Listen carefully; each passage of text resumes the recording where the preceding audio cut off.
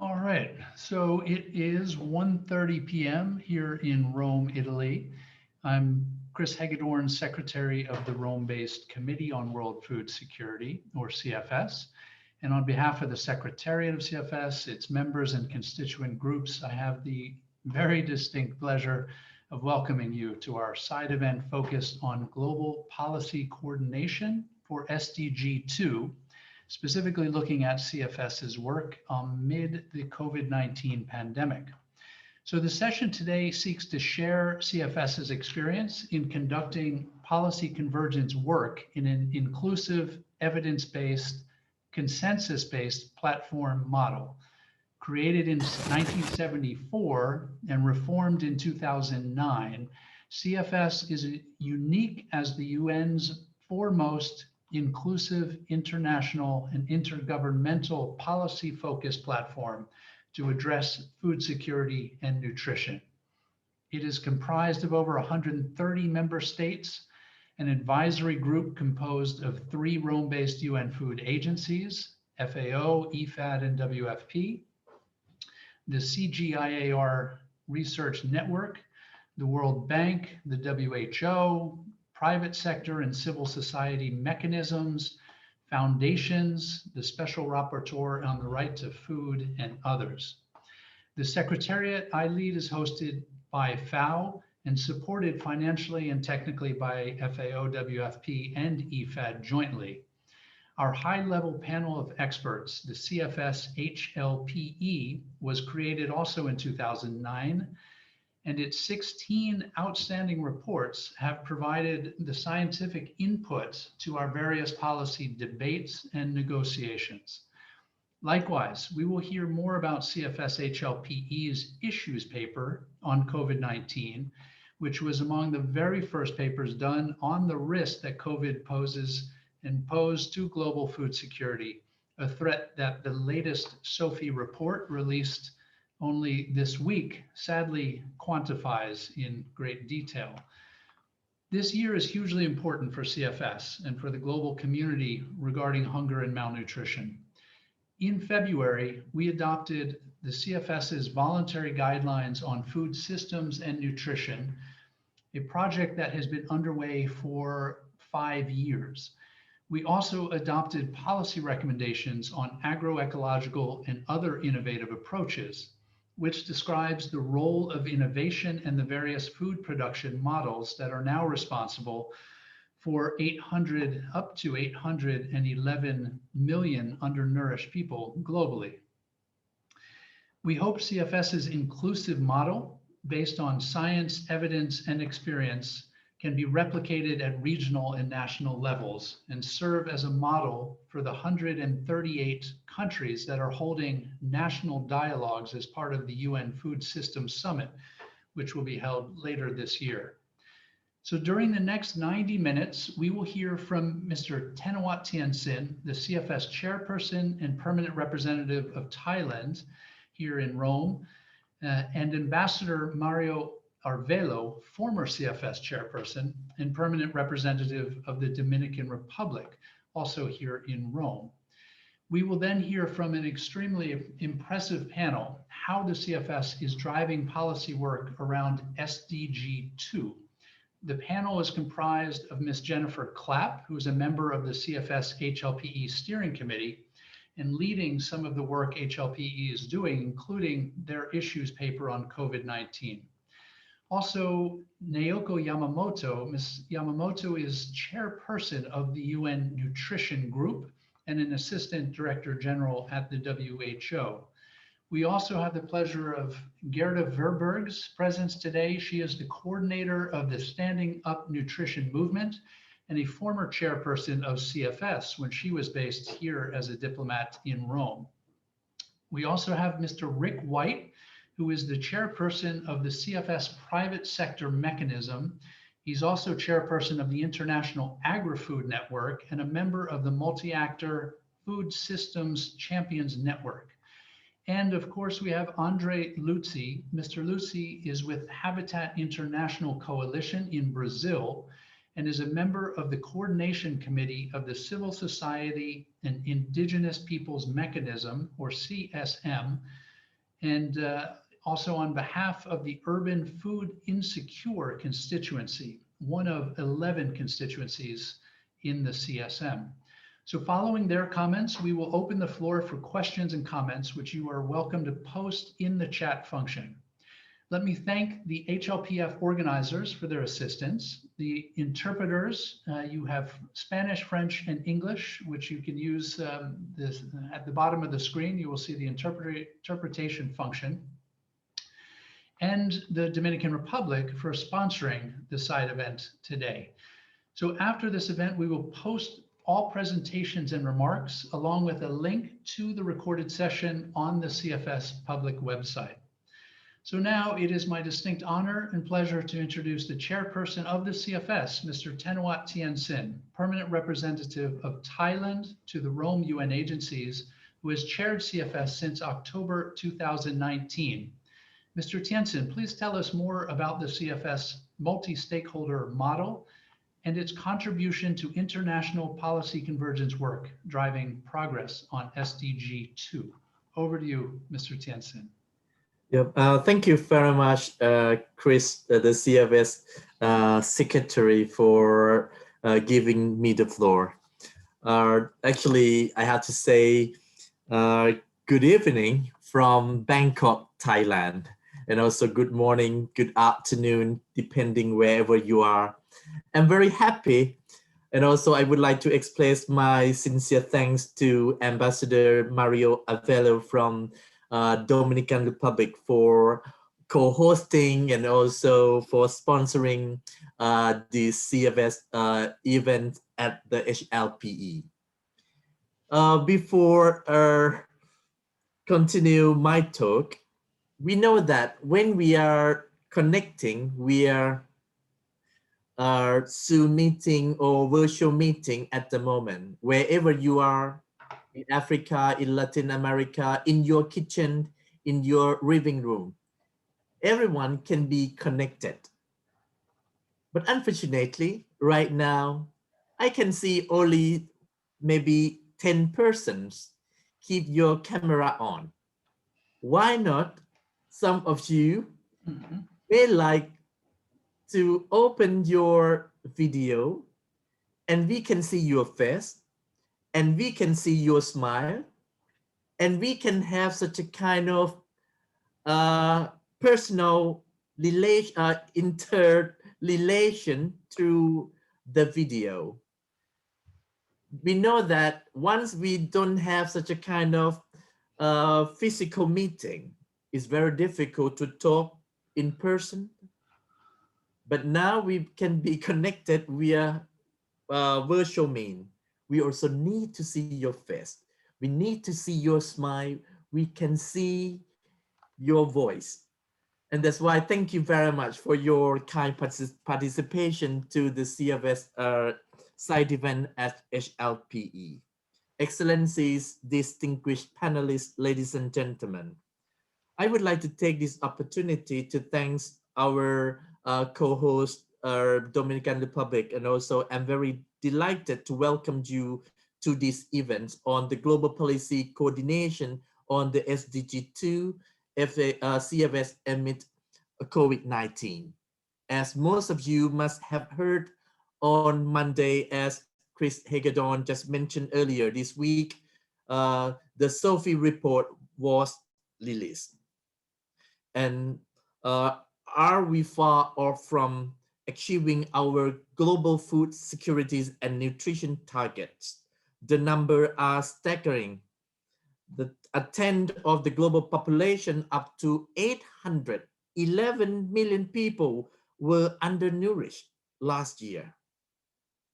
And more than 2.3 billion people, or 30% of the global population, lacks year-round access to adequate food.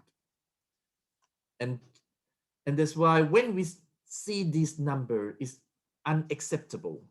The gender inequality deepened. Of every 10 food insecure men, there were 11 food insecure women. 3 billion adults and children cannot afford a healthy diet. Unfortunately, our children are paying a steep price for our actions. In 2020, over 149 million under 5 are estimated to suffer from stunning. More than 45 million are wasting, and nearly 39 million are overweight, as all of you know. The task and challenge ahead is daunting. We have to act with urgency to transform our food system. The Committee on World Food Security, CFS, which actually today I'm very happy to see the two former CFS chair, Ambassador Mario Abello, and also the Gerder are here. The CFS is doing its part to promote policy changes to address these problems. And CFS was set up in 1974, as Chris Hagedorn mentioned earlier, and we just reformed last 10 years ago. Because we want CFS is the UN foremost inclusive intergovernmental platform to address governance of food security and nutrition. Is a place, is a venue that all of you, the government, private sector, civil society, and others can come together and discuss to these issues, how we can ensure food security and nutrition for all. We are the United Nations Global Multi-Stakeholders Platform for Policy Coordinations on SDG2, and CFS include 130 member states, various UN agencies, bodies, civil societies, and non-governmental organizations, international agricultural research institutions, inter and regional financial institutions, private sector organizations, and foundation. We bring you all to discuss, to seek the way out, to seek a better practice, to share your experience, how to eradicate hungers and improve malnutrition, to eradicate all forms of malnutrition in children, in people, especially in the vulnerable groups. The three Rome-based agencies, FAO, the Food and Agriculture Organization of the United Nations, FAO, the International Fund for Agricultural Development, IFAD, and the World Food Program, WFP, jointly support CFS, both technically and financially. And also the three Rome-based agencies are the advisory group of the CFS. And over the past decade, the CFS members have negotiated and endorsed critical policy products. There are several, and you know, we spend 100 hours to negotiate, to talk, to agree on the policies, that we spend our energies, our resources to make sure that we can agree in one particular policy products. But after we get the policies, we need your action, because we don't want to put the policy on the bookshelf, because we want to see the policy has been implemented at the country level, at the ground level, with your support, with your leadership, with your commitment. Because we want to see the better result. We want to see a better outcome after we spending our time, our resources to negotiate the policy products. And that's why during the past 10 years after the reform, we produced the Voluntary Guideline on the responsible governance on tenure of land, fisheries, and forests, VGGT. And we can see the result from the implementation of the VGT. Many countries reform their land legislation. Many farmers have the right to access to land. They have a better futures when they have their own land in their community. And the principle for responsible investment in agriculture and food system, or RIE principle, we know that we need investment, but investment need to come with great responsibilities of investor at the country level, at the ground level, to make sure that we will not bring the negative impact of the investment to local people or to the country that we are investing. That's why we need our private sectors to ensure that you do the investment for food system and agriculture with great responsibilities. And also another framework for action for food securities and nutrition in protracted crisis is very important, because we still have a lot of hunger everywhere in conflict area, in the countries that are suffers. And that's why we need to ensure that we are really have a right action in those areas. And just this year, you know that this year is very special because CFS have will have a CFS 47 in February.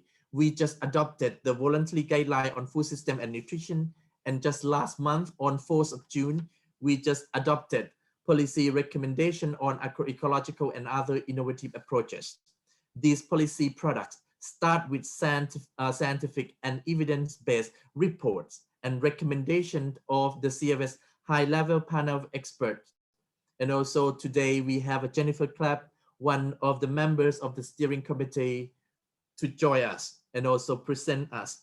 And she will describe more shortly about the work of the CFS, because once this, the COVID-19 broke out last year, the CFS requested the HLPE to produce and prepare the issue papers on the COVID-19 and its impact on food security and nutrition.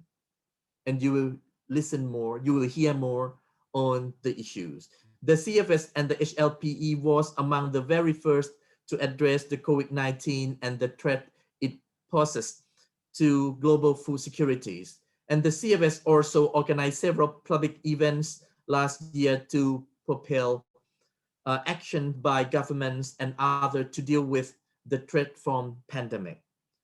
No other platform can do what CFS does, but we can do even more with support from member states, the Rome-based agencies, UN agencies, and other stakeholders. CFS model can and should be replicated at regional and national level, and countries should deploy CFS negotiated policy products as starting point on the right to food, land tenure, responsible investment, innovation, and food system transformation. Since this year, we have the UN Food System Summit, and now we are talking about transforming to sustainable food system. The CFS, with its outstanding science policy bodies, it negotiated policy products, and it genuinely inclusive platform should be model for all countries and regions to achieve SDG2 and other related goals. But as I mentioned earlier, all the CFS products need to be translated into action. And all of you are the one who can make it happen. Thank you very much. Thank you, Chris. The floor is yours. Fantastic. Thank you, Tanawat, Mr. CFS Chairperson. Appreciate those remarks and advice. I now invite Ambassador Mario Arvelo, Permanent Representative of the Dominican Republic to FAO, EFAD, and WFP. Ambassador Arvelo was also a former CFS Chairperson prior to Mr. Tiansen, and we welcome his remarks today. Ambassador Arvelo, once again, many thanks to you and the Dominican Republic for sponsoring this event. In your view, what is the role for national governments in supporting CFS, including implementation of its policy products at country and regional levels? In your opinion, what more can be done to strengthen the CFS in this important work? Over to you, sir. Thank you, Chris, and thank you, Chair, my good friend Tanawat, my successor as CFS Chair. Thank you, Chris. First of all, I have to say that the Dominican Republic is co-hosting this conversation because we believe in multilateralism. That is to say, we believe that the potential for resolving all problems resides in the collective wisdom of every country and of all stakeholders. This has been proven true time and again. I will make use of the interpretation and respond to your questions in Spanish.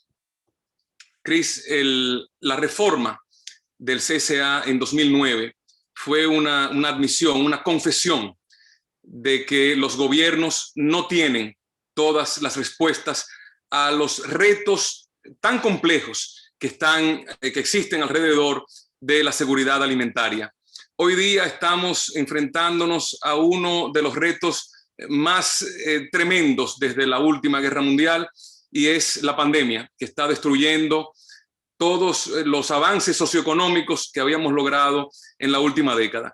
Y debo señalar también que desde que se redactó la nota conceptual para esta actividad, tenemos un nuevo reporte de 5 agencias de Naciones Unidas, que son las 3 basadas en Roma, FAO, FIDA, PMA, y también UNICEF y la OMS, y que nos traen noticias terribles. Y es que el número de quienes están sufriendo hambre y las diversas formas de malnutrición está subiendo, y lo hace de una manera acelerada. Esto significa que en lugar de ganar terreno en nuestro camino a el objetivo de hambre cero, que fue una meta en la que todos nosotros estuvimos de acuerdo en fijarnos para 2030, estamos corriendo a toda velocidad en la dirección opuesta, aún mientras vemos que la producción de alimentos está en los máximos niveles de toda la historia de la humanidad.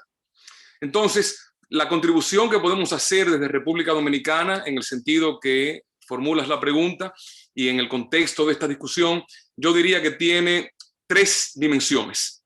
La primera es un acercamiento a partir de los derechos. Sabemos que el artículo 25 de la Declaración Universal de los Derechos Humanos establece que el acceso al alimento es un derecho humano fundamental. Y esto es evidente en sí mismo, porque el alimento es una necesidad vital. En ausencia de comida, no podemos ejercer ningún otro derecho. Entonces, un approach basado en los derechos provee legitimidad política a todas las decisiones que se vayan a tomar en relación a la seguridad alimentaria y la nutrición adecuada. Una segunda dimensión sería, y esto me han oído decirlo 1,5 millones de veces, es la inclusión. La inclusión es la clave de no solamente del modelo del CSA, sino de la lucha contra cualquier problema común. Y en este caso, en materia de seguridad alimentaria, aún los hacedores de políticas en nuestros gobiernos no están del todo enterados de que tienen las puertas abiertas del comité para participar de esta lucha. Quiero señalar a los parlamentarios que tienen el poder, tienen la autoridad para convertir ideas abstractas y recomendaciones en políticas concretas. Y los parlamentarios todavía no están involucrados de modo pleno en los procesos del CSA. Esta es una tarea pendiente. Antes de entrar al servicio público, como sabes, Chris, y sabe Tanawat, trabajé en la sociedad civil, también trabajé en el sector privado, también en el mundo académico, y tuve contactos muy directos, cercanos con entidades filantrópicas. Entonces yo puedo decir que hablo la lengua de sociedad civil, sector privado, universidad, y no solo como estudiante, como profesor, pero también como participante de diseño de materias y de seminarios, y en la filantropía. Sí puedo decir que cada vez que yo hablo con líderes de la sociedad civil, del sector privado, del mundo académico y de entidades filantrópicas, encuentro que quienes conocen de la existencia del CSA es una pequeña minoría. Y más preocupante aún es que cuando converso con quienes de estas áreas conocen el CSA, lo que oigo son quejas, en muchos casos, de que no tienen la manera de participar de forma plena en el CSA. Entonces, el comité tiene que cumplir su promesa de ser la plataforma más inclusiva para la convergencia de políticas en materia de seguridad alimentaria y nutrición. Las puertas, Chris, tú recuerdas esto porque trabajamos juntos en esto, las puertas que se abrieron en 2009 no pueden cerrarse detrás de quienes entraron entonces, porque entonces estaríamos violando la promesa que nos hicimos a nosotros mismos y al mundo de tener esta plataforma inclusiva. Y la tercera dimensión, de alguna manera, que yo aportaría en respuesta a tu pregunta, es que no hemos cumplido todavía con el documento de reforma de 2009. Y ese documento de reforma reúne las dos dimensiones anteriores, el acercamiento en materia de derechos, derecho humano fundamental a la alimentación, y la segunda que mencioné, que es la inclusión, no están del todo completas. Tenemos que reiterar nuestro compromiso con una inclusión cada vez mayor que lleve a acciones concretas. Esto sería la tercera dimensión. Yo invitaría a todos los que están conectados a que puedan ir a Google o a su herramienta de búsqueda favorita y puedan poner ahí CFS Reform Document 2009, documento de reforma 2009 del CSA. Ahí van a encontrar el párrafo 3. Y en ese párrafo 3 van a ver que todos estuvimos de acuerdo que el CSA debía cumplir dos fases. Una primera fase, estamos trabajando siempre en ella, lo que es el CSA hoy, lo que explicaste tú, Chris, lo que explicó el presidente Tanawat. Y también hay una segunda fase, y 12 años después estamos todavía en la primera. Tenemos que movernos, avanzar hacia esa segunda fase, es decir, ir hacia una mejor coordinación a nivel nacional, a nivel regional, promover la rendición de cuentas, lo que en inglés se llama accountability. Debemos tener mejores mecanismos para compartir mejores prácticas, buenas prácticas y mejores prácticas. Tenemos también que atacar fallos y brechas que tenemos en el diseño de la reforma del CSA. Esto significa que tenemos que tener métodos más robustos para adoptar los productos de política del CSA. Debemos tener una función de monitoreo y de evaluación genuina. Debemos, por supuesto, y subrayo esto de nuevo, enfrentar los retos en materia de inclusión, porque los que mencioné anteriormente, porque todavía no hemos llegado a una fase en la cual podamos decir verdaderamente que el CSA es una plataforma, no solo es la más inclusiva, pero no podemos decir todavía que el CSA está evolucionando y que continúa siendo una plataforma de continua inclusión. Esta es una tarea pendiente y esto me refiero directamente a nuestros compañeros y hermanos en los gobiernos, en la sociedad civil, en el sector privado, en el mundo académico, en las entidades filantrópicas. Tenemos que continuar avanzando porque dimos un salto hacia adelante, pero no nos podemos detener ahí. Tenemos que continuar avanzando en inclusión, tenemos que fortalecer la inclusión, tenemos que tener las puertas abiertas, porque no puede ser que hayamos entrado los actores relevantes, los stakeholders, y entonces hayamos cerrado la puerta en 2009. Esa puerta tiene no solo que permanecer abierta, sino que abrirse aún más. Tenemos que quitar las paredes, tenemos que quitar los techos y tenemos que incluir, siempre incluir.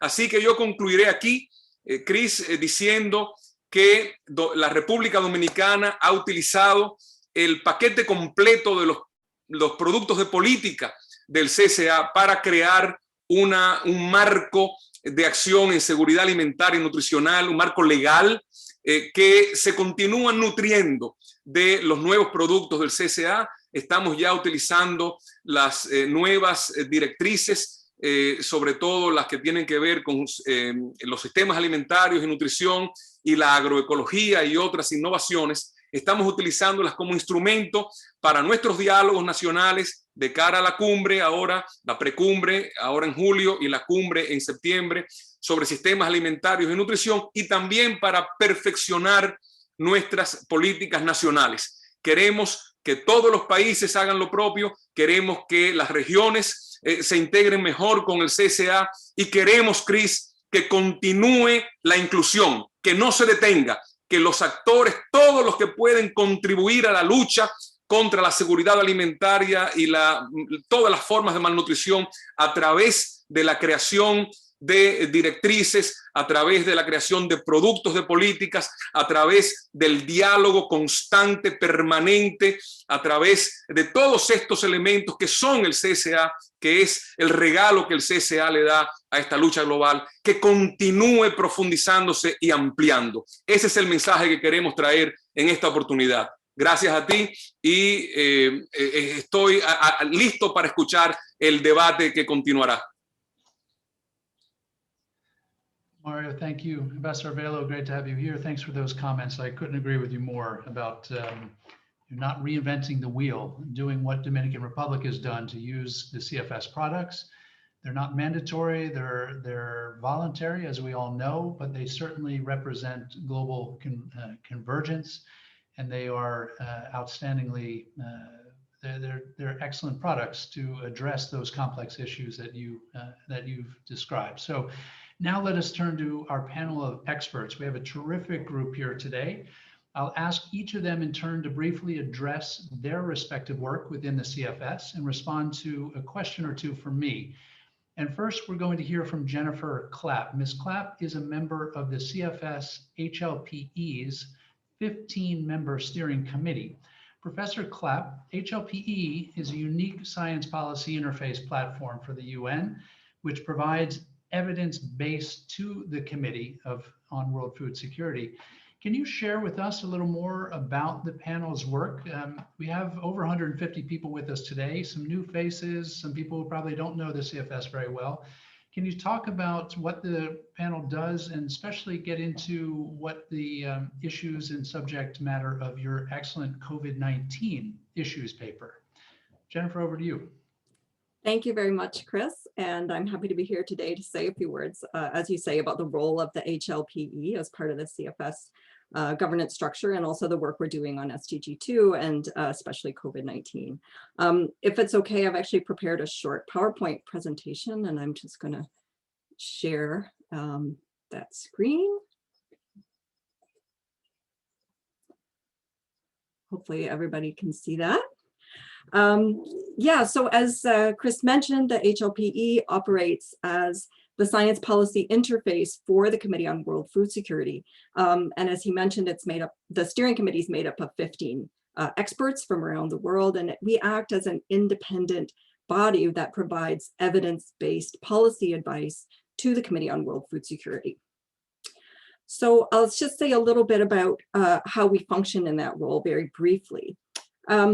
So the work of the HLP is quite important because we provide scientific assessments as requested by the CFS to guide its policy deliberations. And having high quality assessments is very important because many of the topics around food security and nutrition often have divergent interpretations and different perspectives. So it's important to base policy discussions and policy recommendations on evidence. And so that's what we do in terms of providing that scientific and knowledge-based evidence for consideration by the CFS. And I'll just say briefly a few things about how we do that. Because issues are often controversial, the HLPE approaches them and tries to do so in an even-handed way. And that's important because it gives policymakers the full picture of the nature of any disagreements around particular issues, and it shows respect for different interpretations and allows policymakers to arrive at their own conclusions. The committee also attempts to incorporate different kinds of knowledge into its assessments and evidence base, because it's important, obviously, to take scientific different kinds of scientific knowledge into account, meaning different scientific disciplines, and all of different disciplines are represented on our steering committee and also our project teams. But it's also important to take into account farmer knowledge, indigenous knowledge, and traditional knowledge as well. And we're able to do this through a very highly transparent process in our scientific assessments that involves wide stakeholder engagement. So throughout the entire assessment process, we are engaging with different stakeholders, and that gives legitimacy and credibility to the work that we do. Now, just to say briefly, there's been some talk in the context of the UN Food Systems Summit about the need for a new science policy interface for food, but those proposals are often overlooking the important work that the HLPE does already with the Committee on World Food Security, which, as was mentioned at the start, is the foremost inclusive intergovernmental governance platform for food policy coordination at the global level.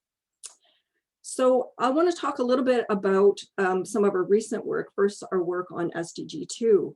And last year, our main scientific assessment report, entitled Food Security and Nutrition, Building a Global Narrative Towards 2030, tried to take a look at the previous 10 years of our work since we were established in 2009, and to sort of draw out some of the key lessons to help us better understand how to meet SDG2.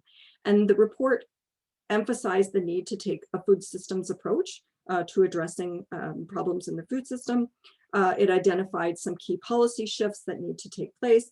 And importantly, we stressed the need to widen our understanding of food security beyond the traditional 4 pillars, which are in the scholarly literature and then the policy literature, which are availability, access, utilization, and stability.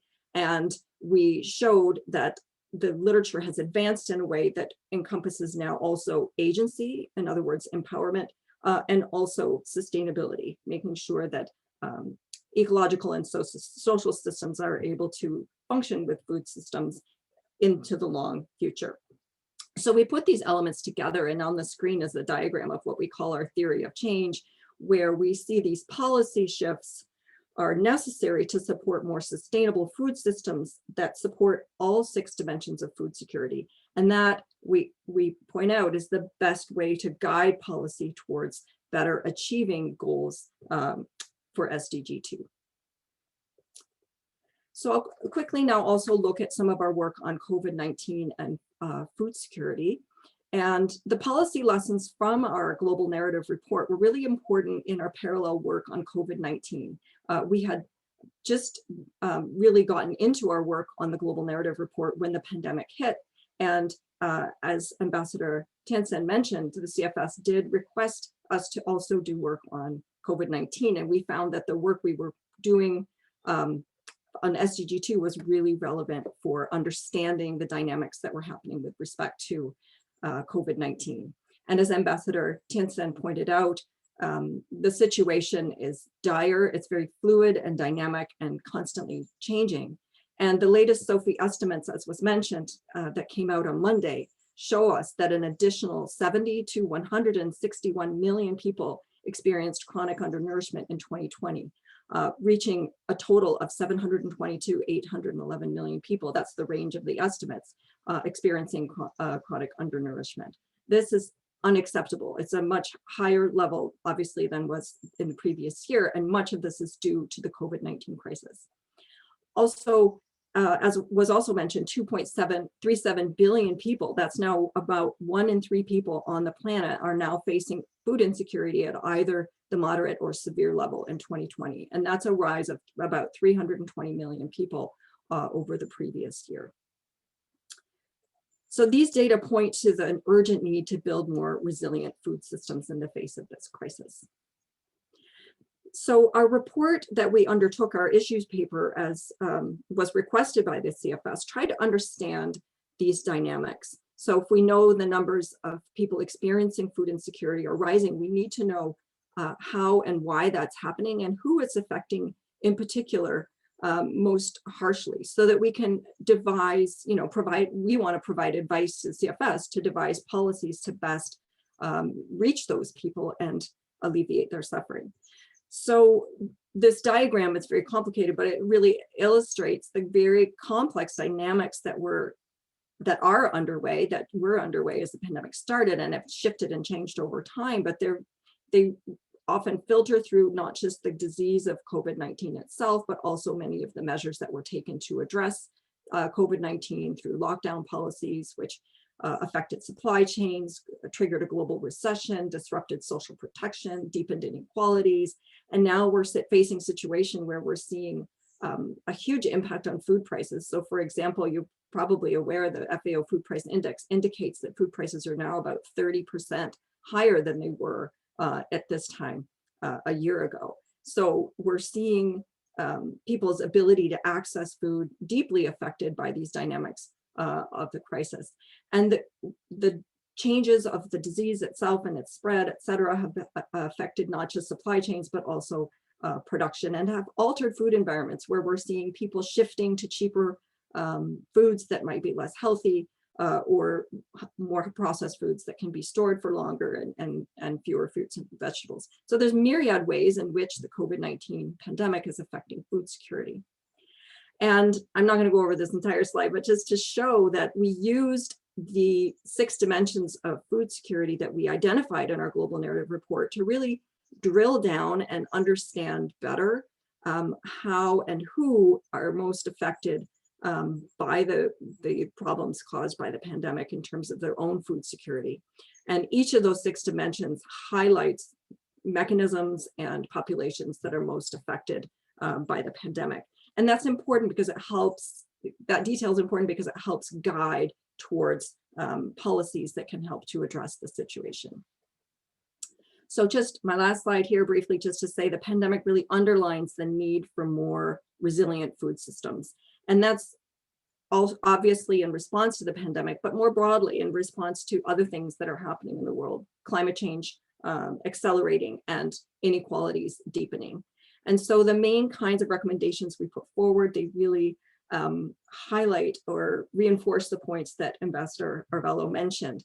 But we point out the need for a strong focus on reducing inequities and upholding rights. It's very much needed in the policy realm, and this needs to happen at all scales. So here we point out the need for social protection for the most vulnerable and marginalized people, protection for food system workers in particular, and protection for countries dependent on food imports as these dynamics take place. And also we point to the need for a greater focus on diversity within food systems. And in particular, we point out that food systems are needed that promote ecological and nutritional diversity in particular. So here we really need to ensure that we have a varied diet and also that food production systems are ecologically sound. And we also point to the need for more diverse food supply chains to minimize risks and create more livelihood opportunities. So here in particular, we need to avoid over-reliance on elongated global supply chains and really emphasize the need to bolster domestic, local, and regional marketing and production opportunities that help create livelihoods to ensure access to food for all. And I will stop there and stop sharing my screen. Thanks, and sorry if I took too many minutes, Chris.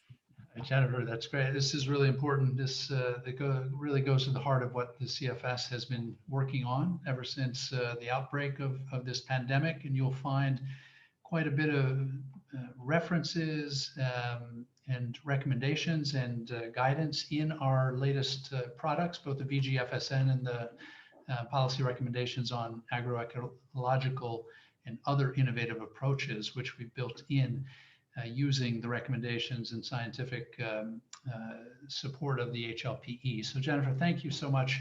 And now what I'd like to do is invite our friend, Dr. Naoko Yamamoto. I have the pleasure of inviting her to the floor, and she is the chairperson of the United Nations Nutrition, or UN Nutrition. She's also an assistant director general at the WHO in Geneva. So Dr. Yamamoto, CFS has a strong UN interagency coordination model, as you know. How are the UN agencies, which are members of UN Nutrition, engaged in the work of CFS? Over to you, Doctor. Thank you, Chris. And first of all, thank you, the Dominican Republic and also CFS Secretariat for hosting this event. And thank you very much for inviting me. Let me say that a little bit about UN nutrition. Many of you has already known that in the UN agency, we have two interagency coordination mechanisms, which one is UN Standing Committee on Nutrition, UNSCN, and also we have a UN network for SAM movement, SAM.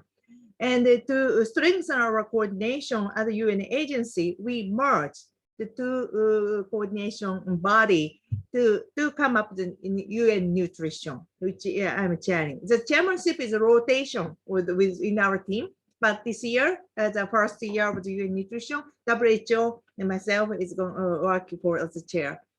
Thank you very much. And as UN nutrition, we mainly with our work is an interagency coordination mechanism to strengthen and also make our effort effectively. When we talk about our contribution to the CSF, so we are the member, as a UN agency, we provide a technical advice or like evidence and science-based data and evidence issues to the discussion of the CSF. Today we talk about a couple of speakers have already talked about the voluntary guidelines, and during the process as a UN agency, I really believe that we work together with all other stakeholders by providing the evidence and providing the support. So UN agency also like is the member of the advisory group of the CSF Bureau. So as a UN agency, CFS we are the member and we are one of the partner. Now we believe that we are a partner to work with all CSF stakeholders to address these issues. And so I think the UN nutrition also work with the CSF to play the role of nutrition advocate or communicator or catalyst or bridge builder within the other partners. And we going to work with the issues. And regarding the voluntary guidelines, as the previous speaker has already said that this is the time to enter to the action, translate the guideline to action, use the guideline. In that case, at the country level, we will continue to work with CFS to provide the technical support and work and with a coordinated manner to support country to implement this guideline to the policy to this. And also, I think that we can, UN Nutrition and CFS can work with, of course, with the traditional major nutrition actor, but also we can open the avenue for truly intersectorial for nutrition. So beyond the traditional partner, we'll continue to work with to implement the issues. Finally, this year is how can I say that it should be a golden year for the food security, food systems, and nutrition. We are a food system summit, and also we have nutrition for growth summit, and also COP26 going to talk about health, and we also have a health promotions international conferences, so on, so on. So we would like to, at the global level, together we would bring the nutrition and food security issues as a global arena and mobilize political momentum and commitment as possible. At the same time, at the country level, we would like to work with stakeholders to achieve it. Let me stop here. Thank you, Chris. Thank you, Doctor. That's wonderful to hear, and it's always a pleasure to see you and to work with you and the UN Nutrition team. So thank you again. We are grateful to be working with you, especially on implementation of the CFS VGFSN, and have lots of things in mind. There are lots of ways to tie this together, not just the UN Food Systems Summit and the Nutrition for Growth Summit, but really that hard work that goes on at country level, local levels, and we will continue to work with you closely. Our next speaker is Gerda Verberg, the coordinator of the Scaling Up Nutrition, or the SUN movement, and she's a former chairperson of CFS, as well as a UN Assistant Secretary General. So Gerda, thank you, of course, for being here today and for your consistent championing of CFS and its work. What more, in your opinion, do we need to do to promote the use of CFS policy products at the country level, especially to inform national food security policy development and programming? Over to you, Gerda. Thank you very much, Chris. Good morning, good afternoon, good evening, everyone. Great to see so many participants here because this is a crucial item, as was explained already by other people. A lot needs to happen, Chris, and I think CFS is making a cautious start with this by thinking about how to submit the voluntary guidelines on food systems for nutrition also to the countries. But I think in the way of working, in the plan of action and all the work plans, it needs to be clear that having an HLPE report and then do the hard negotiating for 100 hours is only the beginning. The value add is at the country level. And it requires a change of strategy, I think, and at the same time, a change of mindset. Because for too long, we have been thinking that global solutions will apply to country challenges and country problems. And that is not the case. And I think the voluntary guidelines have the attractiveness, not only the voluntary guidelines on food systems for nutrition, but also the voluntary guidelines on tenure, the voluntary guidelines on responsible investments, but have the opportunity to become country tailor-made and take a picture from where a country is, because the Dominican Republic starts from a different perspective than Malawi will start. And Senegal will have its own approach. And this is where the Sun Movement approach comes in. We have 64 member countries, and the government has appointed a government focal point who is working with multi-sectoral platform. And surrounding that multi-sectoral platform, we have the different stakeholders, of which UN Nutrition is one. And thank you, Naoko, for elaborating on how UN Nutrition is working also at the country level as a part of SUN. And I think this is crucial. As SUN Movement, we are happy to partner with CFS, which is what we are doing. We have submitted the voluntary guidelines, the 2-pager to start with, and then, of course, with recognition of the whole negotiated document. But we all know nobody starts with reading a 37 if you can have a very smart handout, very attractive handout of 2 pages. So the 2-pagers are very attractive to work with, and we can see that they are used at the country level. But only the Sun Movement approach is not enough. We need more. And I think it would be great if the title of this event, Global Policy Coordination for Food Systems and Nutrition, SDG2, I will say something about this remark, but it would be great if all the permanent representatives, the ambassadors in Rome, would bring the voluntary guidelines to their capitals and to the right departments, not only the Department of Food Security, also the Department of Health, the Department of Social Protection, and be the strongest advocate for the uptake and use of these voluntary guidelines. And then other partners can play the other role. But the commitment of ambassadors and perm reps is an ideal one. Finally, 2 remarks. My first remark is CFS should not only focus on SDG2, but should focus on starting with food and nutrition security in order to energize all other sustainable development goals, because that is what is happening. If people are well fed and well nourished, they are easier to escape poverty because they are more productive. They are doing better in education. They come with smarter solutions, etc., etc. My second point is that the different stakeholders in the CFS should try to think in another way. Very often you see at the end that one of the parties is telling, we didn't get what we wanted out of this, we are not happy.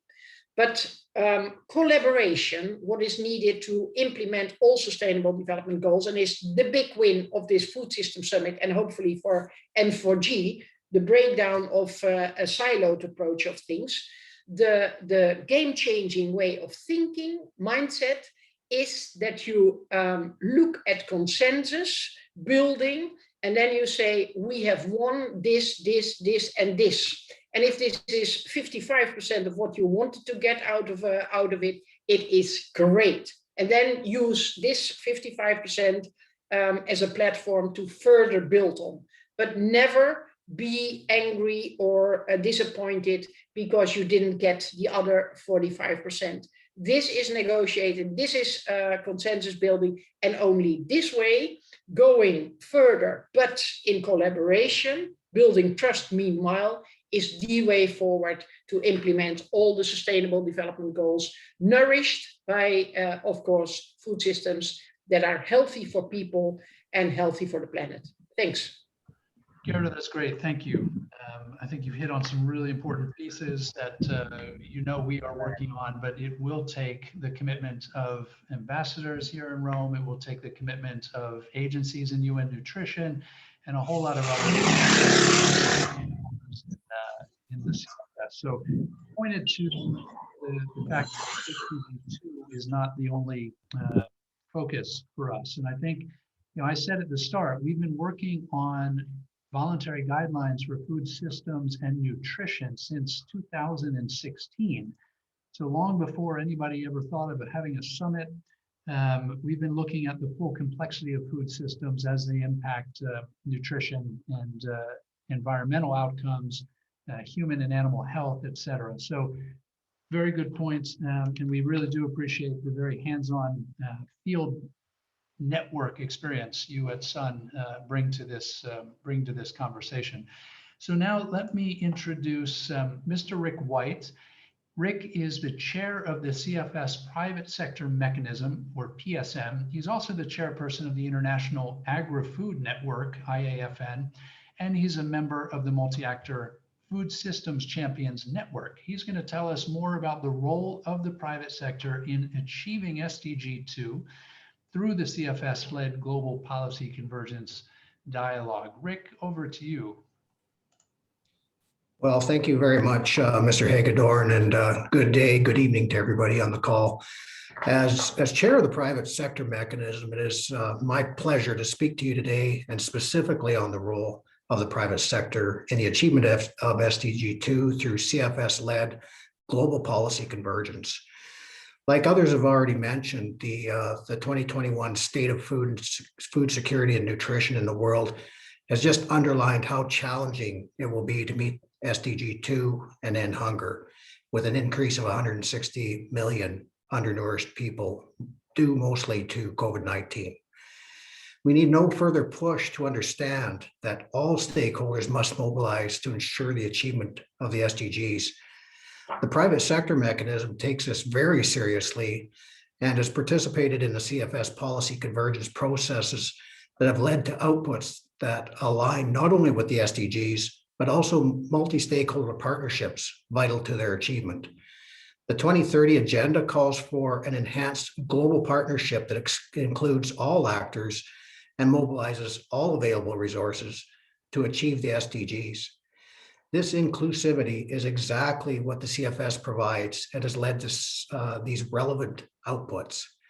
These include the recently agreed voluntary guidelines on food systems and nutrition, and policy recommendations on agroecology and other innovative approaches, as well as the CFS VGGT, the RAI principles, and the FFA. Let me take a moment now to weigh in on the nutrition guidelines in a bit more detail. Their relevance to the UN Food Systems Summit is clear. They are a concrete, negotiated policy tool for use by governments and other stakeholders to develop appropriate policies, responsible investments, and institutional arrangements to address the causes of hunger and malnutrition in all its forms from a food systems perspective. Many topics are being discussed in relation to the Food Systems Summit, and other processes have already been thoroughly addressed at CFS. This is why PSM believes it is critical that their relevance be recognized and the precious work undergone to achieve them not be duplicated. They are the result of a transparent and multi-stakeholder CFS process supported by the independent scientific expertise and research from the high-level panel of experts on food security and nutrition. Let me turn briefly to the other overarching topic that has exacerbated the number of hungry, as we have seen in the SOFI report regarding the COVID-19 pandemic. The global COVID pandemic has reminded us of the need to stay healthy and the primacy of access to food for food security. While the immediate problem was access to food and need for shelf-stable foods, disruptions at borders and in supply chains had the potential to result in disastrous effects. It is, although, reminding of the importance of trade and its transformative role in achieving zero hunger. The elimination of trade restrictions and distortions in world agricultural markets is a key target of SDG2 in the 2030 agenda. PSM welcomes the responses to the pandemic shared by the high-level panel of experts in its issues paper and through its events, and supports what the CFS chair has already noted, that we have both a moral and a political obligation to initiate a proactive dialogue among stakeholders on the implications and potential impacts of this pandemic on global food security and nutrition. The PSM encourages CFS to continue to take a central role in ensuring this proactive dialogue continues, including in events such as this one. Thank you to the chair, and thank you to the CFS secretary and fellow stakeholders for your time today. I look forward to further discussion on this. Thank you so much, Rick. Appreciate those comments. And now we will hear from Andre Luzzi. Andre is with Habitat International Coalition in Brazil, and he's a member of the coordination committee of the CSM of CFS. He's also part of the Urban Food Insecure constituency in CSM. So Andre, great to see you. Please tell us a little more about the role that civil society is taking to achieve SDG2, particularly in using and applying CFS's policy convergence products and processes. Andre, over to you.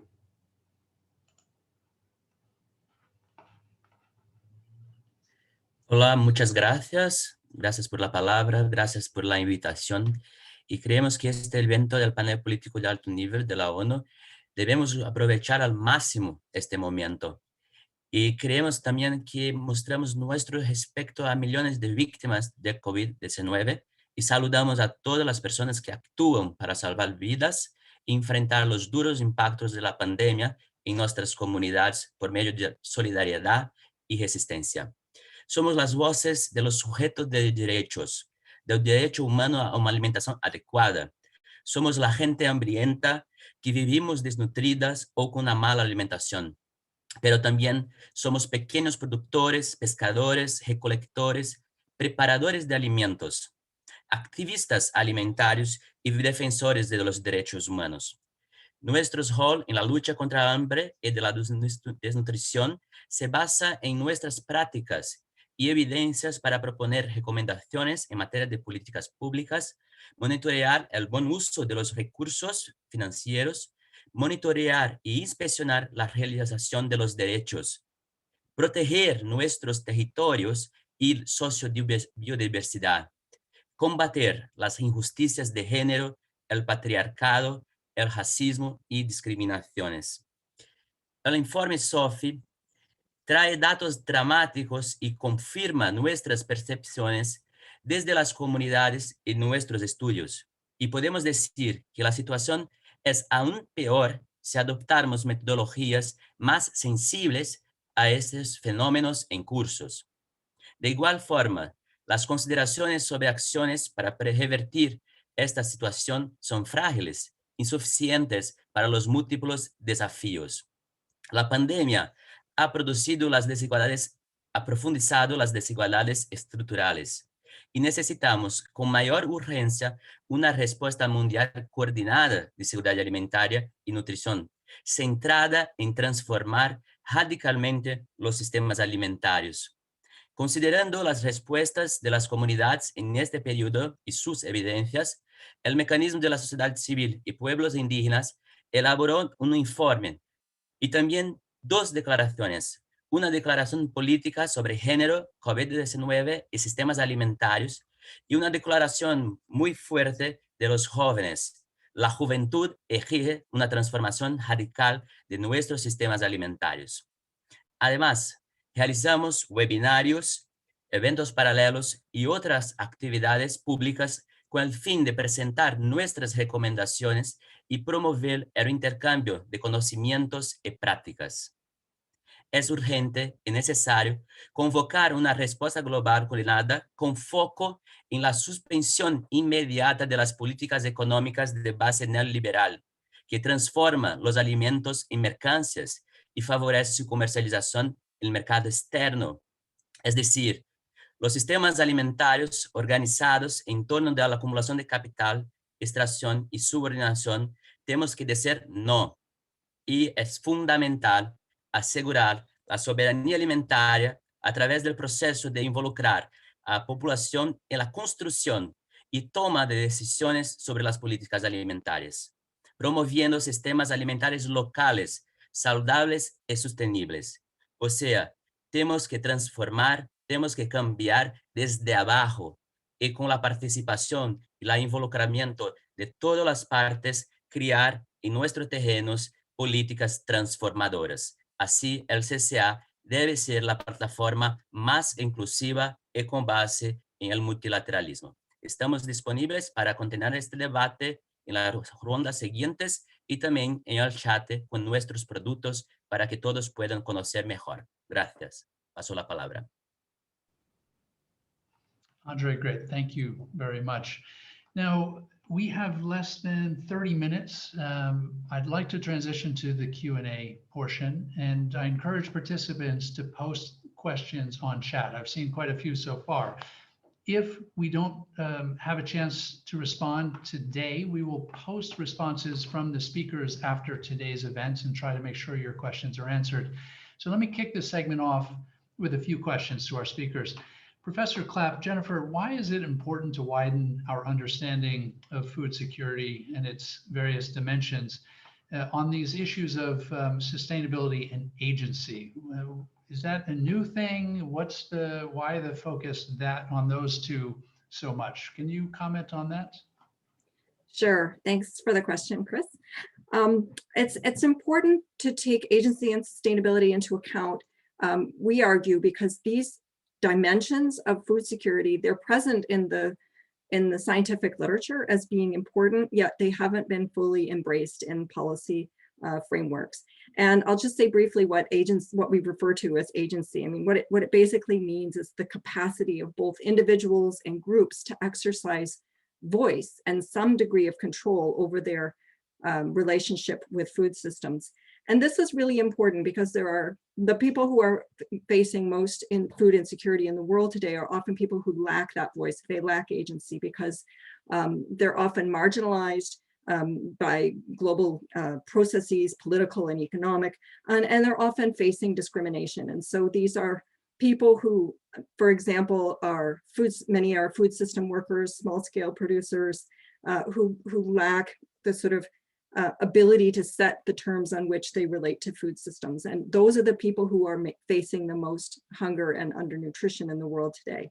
And so it's important to feature and highlight the significance of agency in policy processes, because if we can target policies to improve agency by improving governance processes, by giving people a better economic and political framework within which to operate, and their relationship to food systems, that can help to improve their food security. And on sustainability as well, there's a bunch written on this in the scholarly literature, and we are just highlighting that it needs to be recognized in policy processes, because obviously if food systems are not ecologically and socially and economically sustainable into the long future, we're not going to have food security. It's a really fundamental point. And so we really try to bring this out in our work and to say we need to recognize this if we're going to really grapple with and improve food security in the world today. Thanks. Thanks, Jennifer. In fact, let me go back. Andre had brought up, as you're talking about agency, I'm just thinking of what Andre was discussing in terms of gender discrimination and racism and patriarchy. And I want to point to CSM listed a number of the work projects that they've done over the last year related to the pandemic and the response. But Andre, let me ask you, how do we deal with these issues? Racism is a huge problem and issue. How do we tackle these things? Building on what Jennifer just described on the issue of agency. Sí, gracias, Chris. Es muy importante comprendemos que los derechos humanos son innegociables, que los derechos humanos son centrales en nuestras políticas y que debemos considerarlos como parte estructural, como una columna de nuestras posiciones. Así, los estados y las instituciones internacionales deben reconocer que la juventud, a través de su conocimiento y capacidad local, así como los pueblos indígenas originarios, con sus conocimientos y capacidades locales, así como integrar una perspectiva feminista dentro de los procesos de formulación de políticas, asegurando un liderazgo central y el papel de las organizaciones de base de mujeres en los procesos de toma de decisiones, desde las etapas iniciales en adelante. Así como ha aprobado, creemos que es muy importante poner la centralidad de la respuesta a la COVID en las líneas de trabajo del plano de acción del CCA y dialogar profundamente con otros organismos internacionales y con las otras partes interesadas. Así, exigimos el fin de la discriminación estructural, que este es punto, la discriminación estructural contra nuestros pueblos indígenas, nuestras poblaciones negras, las mujeres, migrantes, poblaciones rurales y también la población LGBTQIA+, y todas las personas que son marginalizadas. Este es el punto de viraje. Cuando estas personas estuvieran en el centro de nuestras decisiones, vamos a cambiar los sistemas alimentarios y vamos a dar fin a hambre y la desnutrición. Gracias. Paso la palabra. Thank you, Andre. I have a question for Rick. Rick, Ambassador Arvelo and Gerda both spoke on different challenges of getting the CFS products to the field and implemented. We know we have some fantastic products like the CFS VGGT and the RIE principles that simply are known in Rome, but not necessarily known out in country level, regional level. What challenges can PSM identify in promotion of uptake of our products? Over to you. Thanks, Chris. First of all, I guess distilling and focusing on those aspects and guidance relevant for private sector requires a close understanding of the national context and the needs of businesses across regions. Operationalizing the guidelines can be challenging without a greater understanding of those relevant sections for the private sector. And for this reason, as chair of the private sector mechanism, I'm pleased to say that we do aim to serve as a bridge between the endorsement of CFS guidelines and operationalization by private sector by conducting a series of education webinars on the guidelines in the same manner we have done in the past on other CFS outputs. The outreach and education activities aimed at encouraging update and integration will be done through a series of webinars for private sector in Asia, the Americas, and Africa. These education sessions will benefit from our engagement throughout the policy convergence process and our participation in the Food System Summit process. Bringing these recommendations to the widest possible group of members throughout the entire agri-food chain is our objective, and we know we can count on the support from CFS Secretariat and the Sun Movement and others to do this as well. So I think that's some of the key messages there, Chris. All right, thank you so much. I see there's a rich dialogue going on in the chat. I see a number of our HLP steering committee members there participating. Great to see you all. I have a question for you, Naoko. UN Nutrition, it's clear what you're doing to support the CFS policy convergence process, the negotiation of the VGFSN, and now we're working together on implementation at country level. For those outside the UN system, of which I'm sure there are many here today who might want to help and participate, how do they do that? What mechanisms, where can they plug in? How can they help what UN Nutrition is doing and what CFS is doing, particularly at country level? Over to you, Naoko. Thank you very much. It's a very important question. Let me say that way. First of all, I say that the nutrition, we work with the CSF by providing the science evidence-based and normative guidelines. But when we talk about the data, people talk about the vulnerable population and the marginalized population issues and human rights issues in this discussion. But when we see the data about nutrition food security issues, including health data, it's still poor. And also when we talk about the disaggregated data, it's not enough. Having said that, as a UN agency, we work with member states to come up with good data and evidence and good experiences to learn from it, also monitor and also communicate with the different sectors. But as all other agencies, our partners can provide another, how can I say, snapshot or show us the reality beyond the existing data to give us some reality what's going on. And also it's also good work for us. So, and when we talk about the country level action and implementation, as Helda said, that some movement we going to strengthen our partnership. So honestly, as a UN agency, many agencies has a good relations with civil society and other partner. WHO also we need some, I think we have some spaces to improve to work with, but anyway, at the country level, people's voice is the most important. People is a person who create a policy and implement the policy, including community engagement and empowerment. So as the data of the national, global, regional level, as well as a action as a country, the agenda setting as a country level and the local level, that's the area we can work together, I think. Fantastic. Yeah, I think that echoes some of what Rick pointed out in terms of context specific. You know, every country is going to take a different approach. Gerda, you know, you spoke to that point as well. You know, every country is different, but in terms of the summit, the UN Food System Summit, there's 138 national dialogues. You know, there's no, I don't see many of those countries using, maybe Mario in Dominican Republic pointed out that they are doing so, but not many governments are really utilizing the VGFSN and some of other key CFS products. What are we missing? How can we strengthen the CFS role, particularly with the Nutrition for Growth Summit coming up, the UN Food System Summit, COP26? You know, you pointed out some key things that our partners should be doing and can be doing, but do you have any other thoughts on areas where we could be stronger? Well, let me repeat one thing and then make a concrete suggestion, Chris.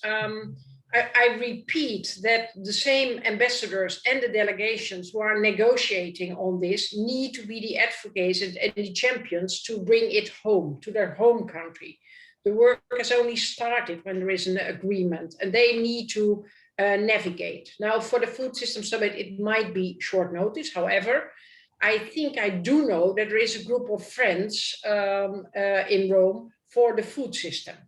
And my suggestion would be that the chair of the CFS and the secretary will be invited to meet and then have this conversation, because some movement members will bring and are bringing it to the table.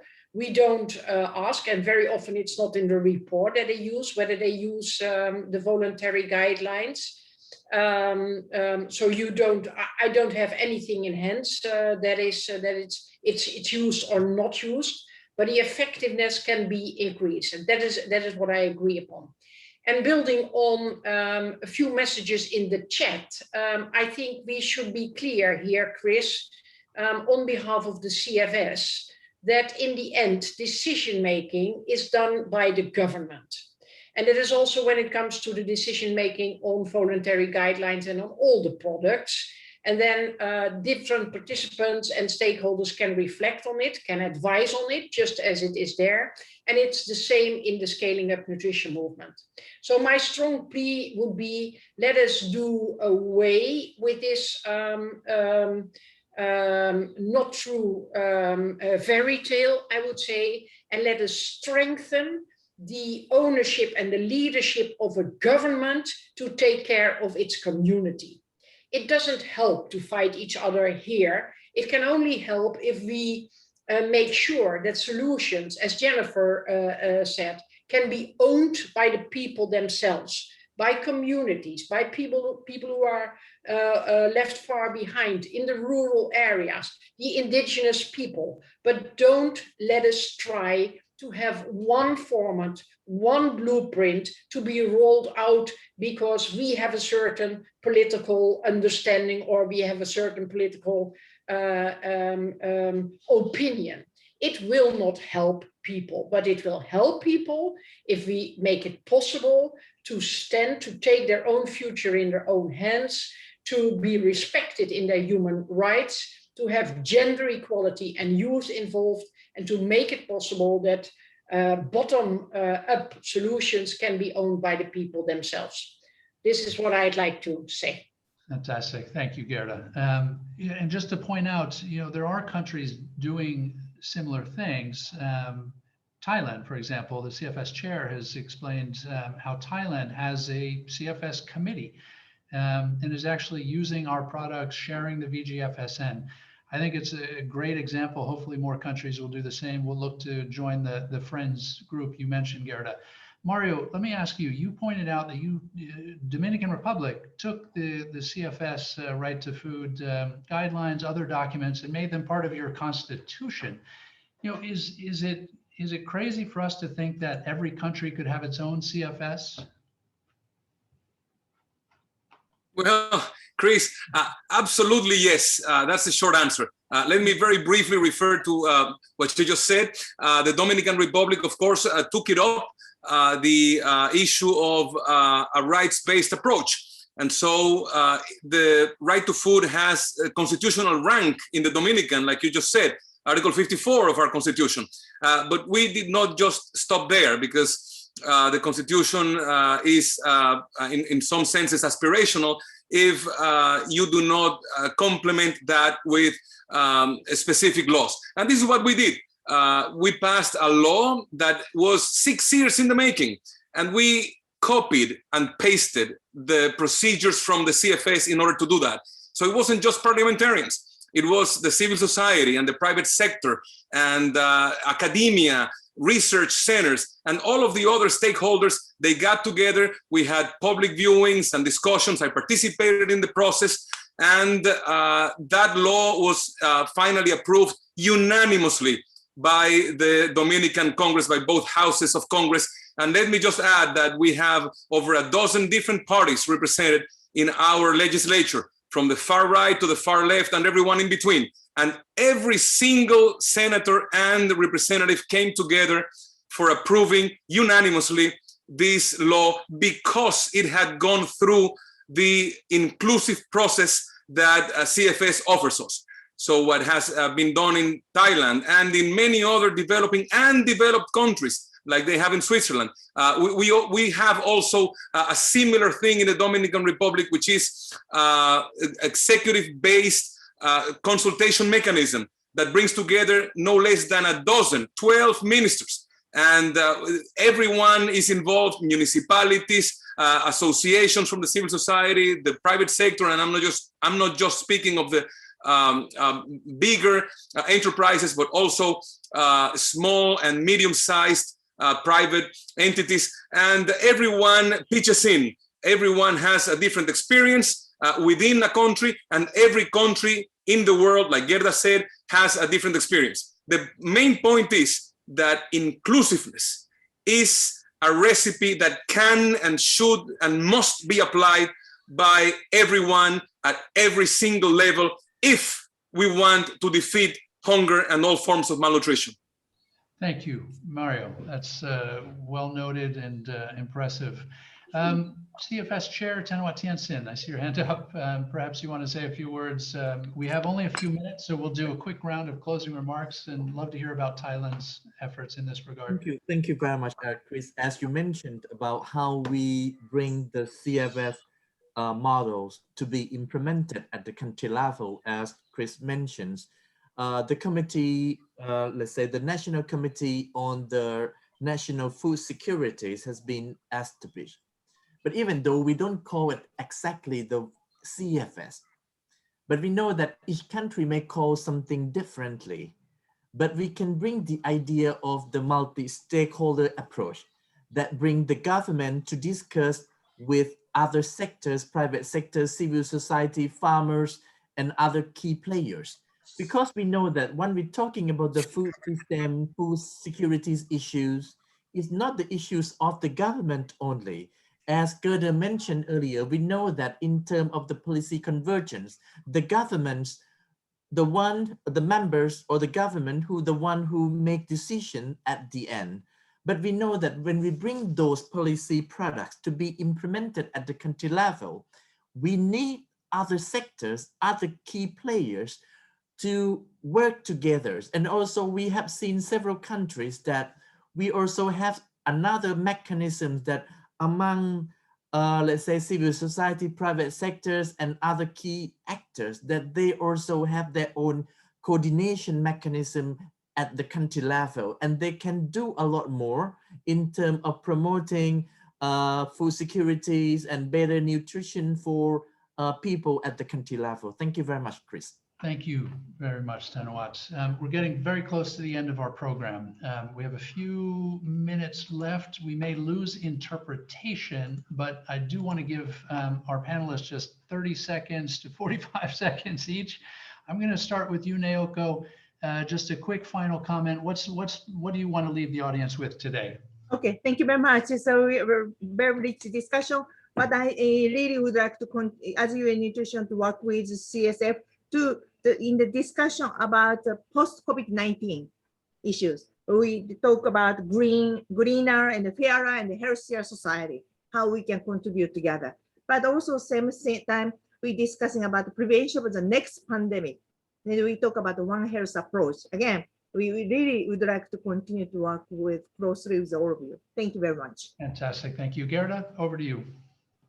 Well, I think this is a good start of coming together and focus on what is happening at the country level. And if all 160 participants turn around from this meeting and look, what can I do within my country? What can I do to strengthen government ownership, to strengthen stakeholder collaboration, to make sure that we make use of all the available material under which the CFS voluntary guidelines to develop the food system that is good for our country, our people, and the planet, then we are making big steps forward. Okay.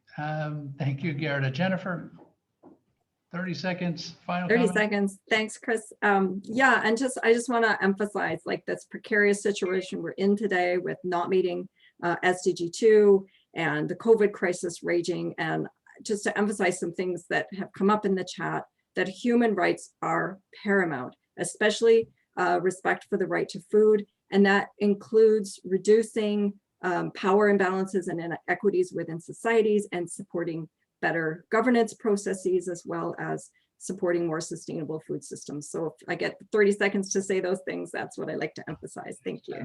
Andre, over to you. Final remark. Sí, gracias. Gracias, muchas gracias. Queremos recordar que nosotros del Mecanismos hemos presentado un esquema anotado de una respuesta a COVID-19 que puede ser muy útil, que habla de los productos y también de las líneas de trabajo del CCA, pero ahora también debemos imaginar nuevas respuestas a los factos y los impactos que la pandemia de COVID-19 nos apuntan y también para que no haga más otra pandemia como esta que hemos visto. Y para eso la participación de la sociedad civil es muy importante y creamos también una comprensión sobre la importancia del papel de los gobiernos subnacionales, como las ciudades y las provincias, que son fundamentales, así como los países. Muchas gracias, estamos a disposición. Thanks, Andre. And Rick, last speaker, and then I'll come back with a couple final comments. Thanks, Chris. I just want to reiterate that the private sector is there. It can and will be the bridge to implementation of solutions, and I underscore solutions, but it needs to be a collaborative approach by all the stakeholders. And just a reminder that there are 3 pillars of sustainability that we always have to keep in mind. The environment, social, and economic pillars are critical to developing and implementation of these solutions. Thank you. Fantastic. Thanks, Rick. We are now at the end of our event. As I said, look under the CFS public website's link for events, where we will put comments, questions, presentations, etc. By tomorrow. I'd also want to point out the CFS is working on a program of work. It's a 4-year program of work. We are in the midst of developing voluntary guidelines on gender equality and women's and girls' empowerment. We are also working on policy recommendations on youth. We will also be preparing policy recommendations on data systems, as well as inequalities. This is the order over the next 3 years. We will see HLPE reports coming for those. And so, we really are focused on some key issues that have been highlighted, not just by the summit organizers, the G20 in their latest meetings in Matera, but really kind of filtering out as central to the fight against hunger and malnutrition. We are going to be holding an event at the UN Food Systems Summit, pre-summit, on 26 July. That is Monday, 6:30 p.m. Rome time. Please join us. That will be open for the public. And we also want you to join us for CFS 49. That's scheduled for the 11th to the 14th of October. It's a really important session for us. And the doors are open. We will be doing that virtually. And so we hope to have a very inclusive participation. So look, I think we're all disheartened by the SOFI numbers that came out this week. We know how desperate communities across the world are, and just how high the stakes are for all of us to be working together, not competing, not undermining each other, but really working together, identifying practical solutions, things that we can do to improve the delivery at country and regional levels. As Naoko said, translating, and the CFS chair said, translating these products into action on the ground.